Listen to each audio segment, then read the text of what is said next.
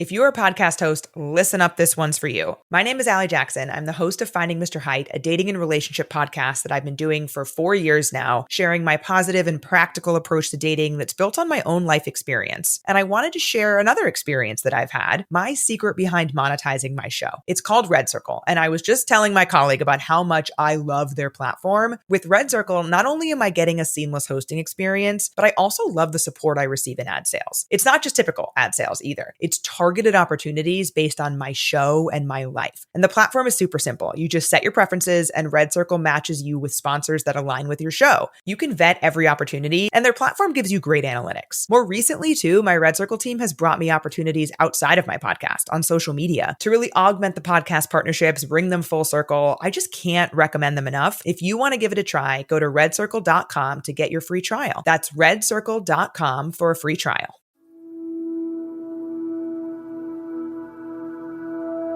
Many of life's failures are people who didn't realize how close they were to success when they gave up. Thomas Edison. A quote I go to when I've lost my why, when my frustration over the lack of a particular result overshadows everything. I don't think we realize how transformative these moments are. When confronted by them, we're presented two options: give up or emerge better than we were. It's not intuitive, right? It's not normal to think, I know this is hard, but hey, I'm one adjustment away from getting it right. One move away from uncovering momentum. That's why in such moments, I rely on others to remind me, and it's why I remind you now. To reiterate how small a push is required to simply get things moving. To remind you that you do want this. It does mean something to you. And you know what? These are the moments you'll look back on with the tear in your eye, a smile on your face, and you'll be grateful you pushed through. These moments, the darkest of nights, the lowest of lows, when we're lost, we're stuck, unsure, they are the ones that matter, so shake it off. See the difference? The reason so many people turn around is because they don't know the secret I'm about to tell you. The very same secret those before have passed on to me. You don't need to do anything but not stop. And if that seems too obvious or cliche, let me explain to you that it's in going that we're forced to find solutions. We're forced to become more. It's incredibly hard to stop an object in motion. But the question is, can you move forward when you don't have the answers? When you're tired? When what you've been looking for is nowhere to be found? Can you imagine at that moment what the other side will be like? Looking back on your journey, knowing that where others stopped, you hung on.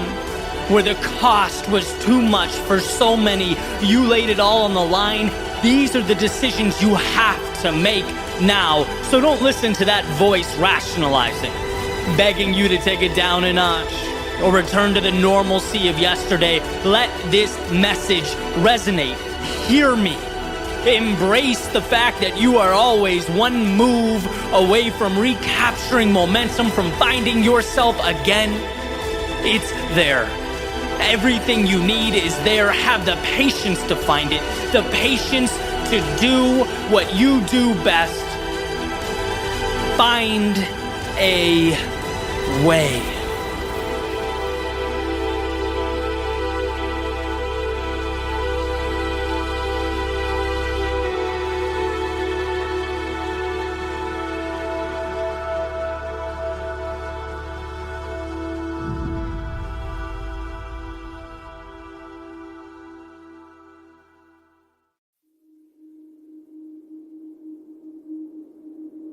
Everyone wants to change the world, but no one wants to change himself. This was written by Leo Tolstoy in reference to people's proclivity to point out at the world and project blame rather than to point in at themselves and ask, why?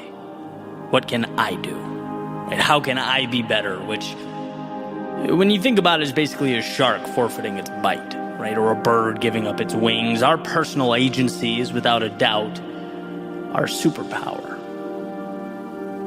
Yet, from my vantage point, sometimes feels like we're walking away from that superpower, a tiny step at a time. Little by little, day by day, we're allowing greatness to fade while bringing about the death of the hero. And well, that's a pretty big claim. What could I possibly mean by this? It's funny, when people ask me what I'm most proud of, my mind pretty quickly goes to my work, the brand that I've dedicated the last almost decade to building. But I don't think that's right. I think it's a product of my answer, but it's not my answer. What I'm most proud of is chipping away at the monster that is the victim mentality. My default when things went wrong for so long was to feel bad for myself. It was easier to be the victim and sulk than it was to keep taking the hits. It's like a cheat code. When you can just bask in your sorrow and hate the world, you don't have to do anything. It's like a giant ibuprofen for the discomfort that is life. But it relieves the symptom, not the cause. And to understand, to overcome this worldview is like being gifted with a new pair of eyes. And what I learned was that self-pity, it gets you nothing. It leaves you resentful, disappointed, envious, wandering down a path that is not your own. What I learned was that my story needed a hero.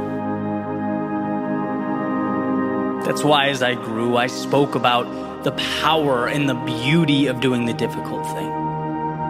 Running in the rain, chasing the metaphorical fireflies, taking the last train home. See, until you immerse yourself into that vast unknown, you stay in a cell of your own making. You build walls of limitation and you exist entirely within them.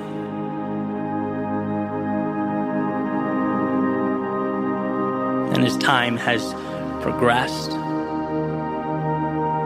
I look back, there are two things worth mentioning. One is that we find life's meaning in the difficult thing. And two, there is a fundamental misunderstanding and even from time to time contempt for what the difficult thing means, for those who speak of the difficult thing as though hard truths are in some way inconsiderate. Like diverging from the comfort of one's feelings implies a lack of empathy. But that's wrong. If you love someone, if you care about someone, if you care about yourself, you say what is true. And what is true is that the shelter and the temporary comfort of victimhood is a high not worth the withdrawal, not worth the suffering. It got me nowhere, it will get you nowhere, and that is a reality that will never cease to be true. We live in a world that's been shaped entirely by those who found the courage to do the difficult thing. Everything around us is a product of the courageous decision to take the now and bend it. And that means taking hits. It means being criticized. It means by definition you are choosing to be uncommon. You're choosing to change things, yourself, and by default the world around you. There's nothing wrong with being common. Quitting is relatable. Failure is relatable. Falling short is relatable.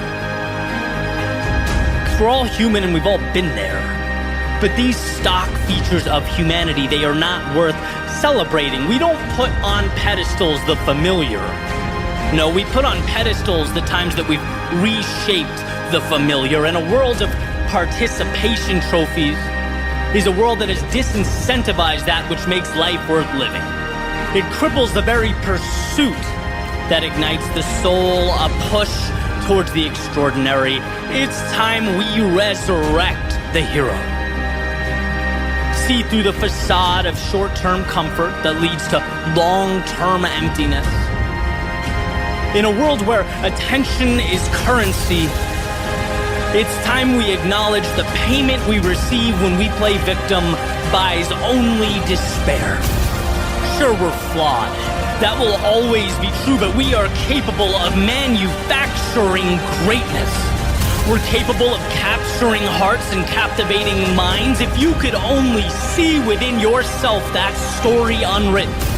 If you could feel the greatness that awaits, the roads to be traveled and mountains to be climbed, there would be no debate.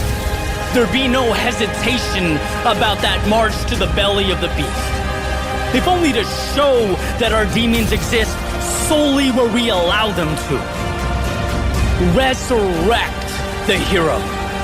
Fight those battles that light you up.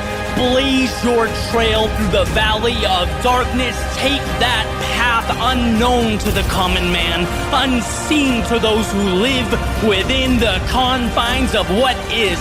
Resurrect that hero, because you need you, because the world needs you. There's no time to be down or sad or dwell on the mistakes of yesterday. There's too much on the line to pretend that settling was the plan all along, or to point at the obstacles with disdain and hatred while life rotates around you. No, resurrect the hero. Resurrect your answer. Resurrect the person you were meant to be. It may not be simple or intuitive. It may cause you to give more than you knew you had. It may not be easy. But my friend, easy never changed the world.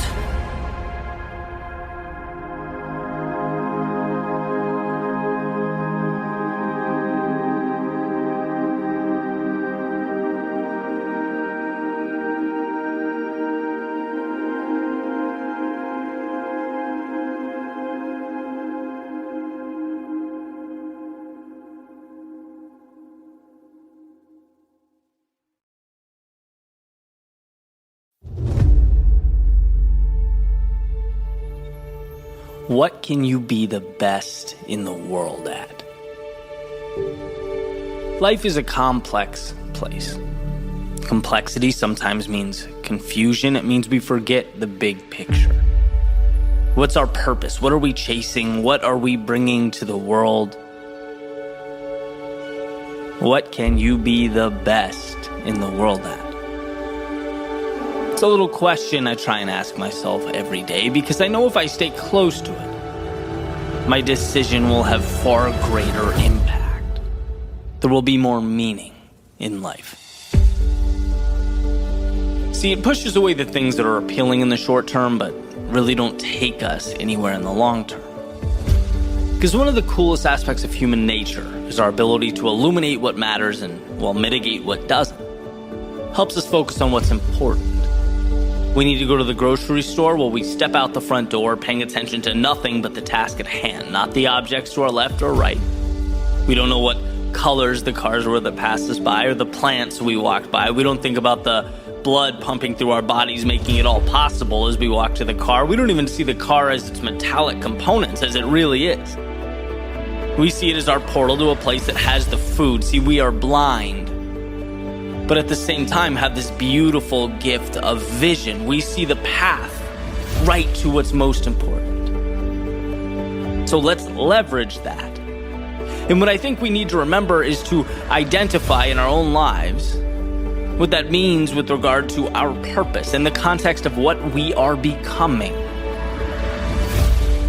See, every day I hear people talk about followers on social media, right? How do I get attention? How do I get noticed? How do I market myself or my brand to the world? How do I stand out? And every time I hear that, I always have this little internal reaction, like a voice saying, that's just so wrong. It's so backwards.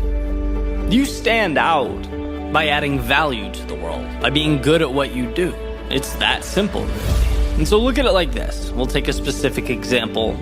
To worry about the marketing and the attention and the followers first is like worrying about the transportation of something you don't have yet or that's incomplete. It's like spending all your time worrying about the logistics of a cargo van and having no idea what that van is going to transport. Isn't the product the most important thing? And that's the question I ask myself when I'm caught up in something flashy or maybe out of line with my big picture. To make sure I'm on track in this crazy world, if social media disappeared tomorrow, are you good enough at what you do that you could take that product or service or skill set to another platform and start again? And if you're not, fine. But are you working towards it? Those are the parameters that we should all live between. Everything else tends to work itself out. Steve Martin's quoted as saying, "Be so good they can't ignore you." And that's what I find so exciting. The opportunity, the chance to build something sustainable. That's why this is a long-term play. And in a world where so much emphasis is put on perception, what's the reality? What's the story? Right? The pictures are great on the surface, but what's the value that resides below that, underneath? What are you working tirelessly day and night to be exceptional at? What are you reading to build yourself up as a force to be reckoned with? As a powerful, valuable individual? See, my world, a lot of what I do is immersed in social media, which is why it's so important that I remember the perspective, that I step out. Social media is not the product. I'm thinking much bigger than that, and I hope you are too, whether it's academics or sports or art. What is your thing? What's going to be your arena? Where are you unstoppable? Where you add so much value that the world has to stop. Where sure, you can capture it on social media, but you can talk about it face to face with clients and family and friends and strangers on the sidewalk. You can write about it, teach about it. Where it's so much a part of you that the phrase competent doesn't even do it justice. That's where greatness lives. Not in screaming for attention or creating a facade. Those things don't stand the test of time. I'm talking about being truly remarkable. And we all have that ability. We're all capable of mastery in some area, moving towards something that matters. We just have to make the choice to own it, to see the world and all its opportunity for what it is, to begin. And what better a time than now?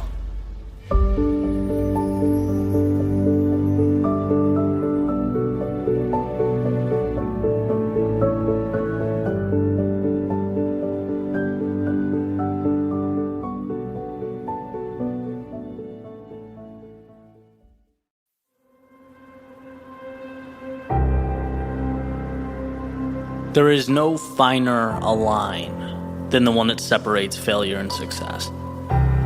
When you think about how a fraction of a second, an unforeseen variable, a slight miscalculation can ultimately mean the wrong result. The one you didn't want, that dreaded word, failure. And when we see failure, we think, well, back to the drawing board. That wasn't it. We simply missed the mark. But what I'd love to point out is how so much of the time this isn't the case. Right? We erroneously judge our approach based on one outcome, one swing of the axe. The tree doesn't fall, so we blame ourselves and doubt the process. And it's like, I get it. No one wants to continuously jam a square peg into a round hole. It's the definition of insanity. Doing the same thing over and over again and expecting different results. But I'm not talking about that. I'm talking about giving yourself a chance, not walking by the thing you need. And far too often, we tear it down to start over because we assume the approach is wrong when sometimes it's not the approach. Sometimes things don't work at first. Some things take a while. Sometimes it's just reps.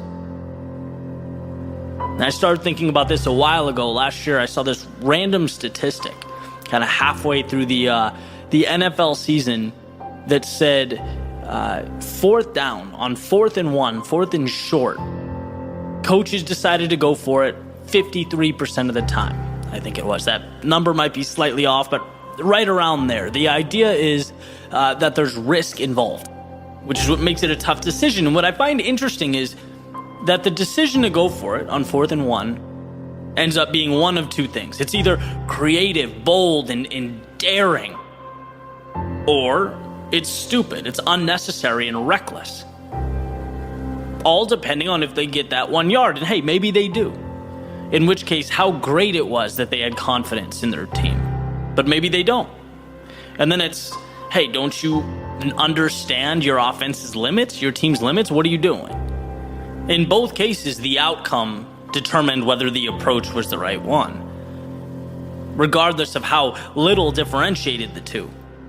And I'm sitting here thinking, well, how does this apply to my life?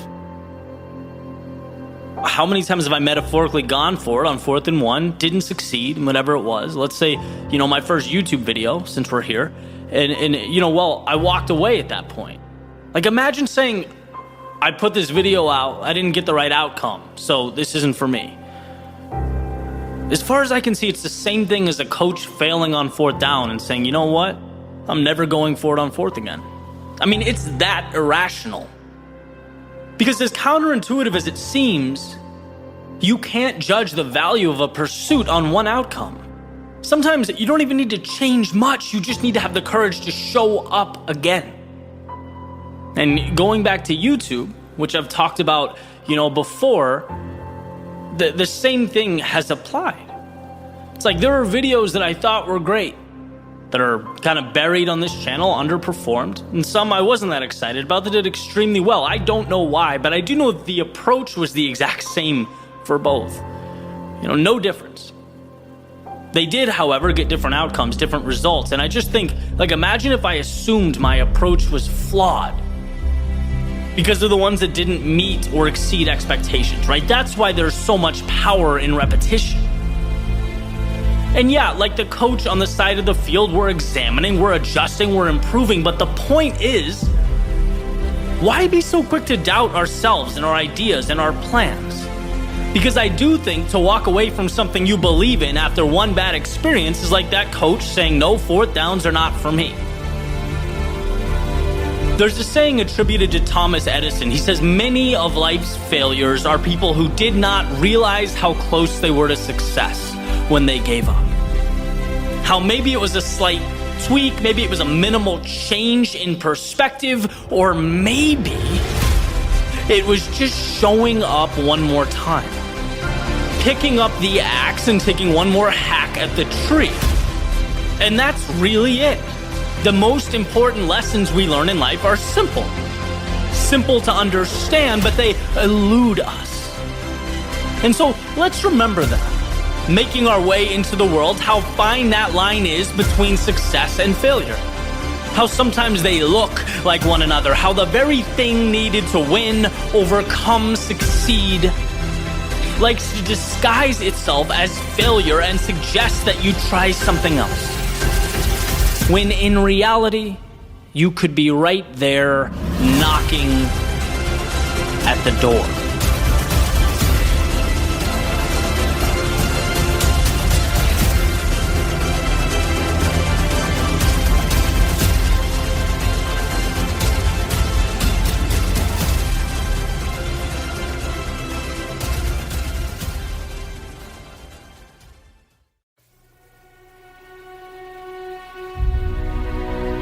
It's always fascinated me that we spend so much of our lives searching for the things that we realize in time we had all along. That our journeys bring us full circle, our stories end how they began, and in the end, we fade away holding tightly to that from which we emerged. Not because we fell short, no, but because eventually we realize how simple things really are from the outside looking in. We realize what we have. Speaker Dennis Waitley once said, happiness cannot be traveled to, owned, earned, worn, or consumed. Happiness is the spiritual experience of living every minute with love, grace, and gratitude. That's why at times like these, when we get to look around and recapture our perspective, means so much. Almost as though it's reassurance that, life can be hard, frustrating, abstract, but that at the core of everything is contentment, is enough. It's why we need not search for love we are in fact surrounded by. We need not search for hope when it's ingrained in every breath, or reassurance when it's a phone call away. I once heard an interesting idea that we only see what we focus on. And not only metaphorically, but literally, so much of life exists outside our periphery. If you can walk down the same street every day and see something new each time, imagine the power of readjusting how you see life as the sun comes up in the morning. Imagine pulling more of what matters into focus, becoming living proof that we don't need to wait until things are gone or changed to appreciate what we have and who we are. I think that's why Cicero said gratitude's not only the greatest of virtues, but the parent of all others. Because when one can look around and see all that they have, scarcity has to give way to abundance. Fear becomes hope, the mundane becomes beautiful. Gratitude is power because it's not acquisition, it's awareness. A reset button. A tap on the shoulder reminding us that life is about the people who make it worth living, the times we spend together. It's a reminder that the minutes aren't ticking towards some life-altering grand finale, but that each second is, in and of itself, a miracle.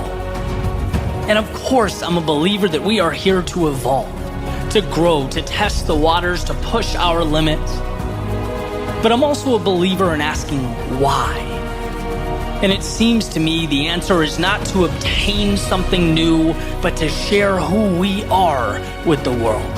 Not to get what we don't have, but to make the most of what we do.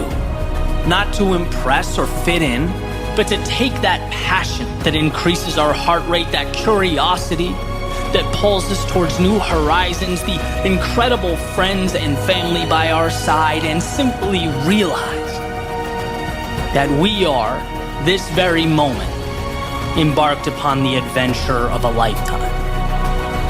And for that, I am forever grateful.